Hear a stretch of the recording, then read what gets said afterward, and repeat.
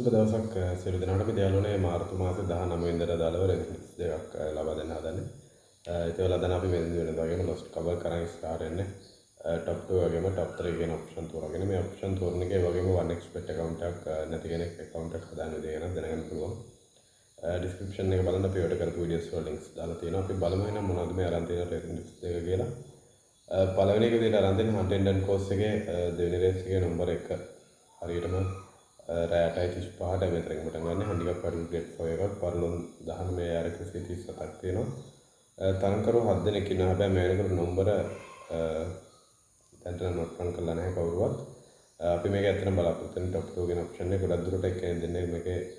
note රන් ගන්නත් පුළුවන් අපිට টপ 2 වල අපිට ගොඩක් දුරටම 2.75කට එහෙම නැත්නම් 3.0කට වගේ ගන්න පුළුවන් කියලා හිතනවා දැන් තේ නෝට් එක බලද්දී දෙවෙනි එක අරන් දෙන්නේ හයිඩප් පාක් එකෙන් හයිඩප් පාක් කෝස් එකේ පස්වෙනි රේස් එකේ නම්බර 4 තෝරගෙන තියෙන දෙවෙනි එක විදිහට හරියටම රෑ 9:55ට මෙතනින් පටන් ගන්න හැන්ඩිකැප් චෙස් ග්‍රේඩ් 3 එකක් පරලොන් 28යි ආරන්වතක් තියෙනවා තරංකරු 6 දෙනෙක් ඉන්නවා අපි මේකේ টপ 2 මයි බලාපොරොත්තු වෙන්නේ টপ 2 වල අපිට දැන් තියෙන ට්‍රික් එක බලද්දී නම් 2.5කට වගේ ගන්න පුළුවන් කියලා හිතනවා දැන් තියෙන ට්‍රික් එක බලද්දී ඒ විදිහට තමයි රෙසිඩන්ස් දෙක අරන් තියෙන්නේ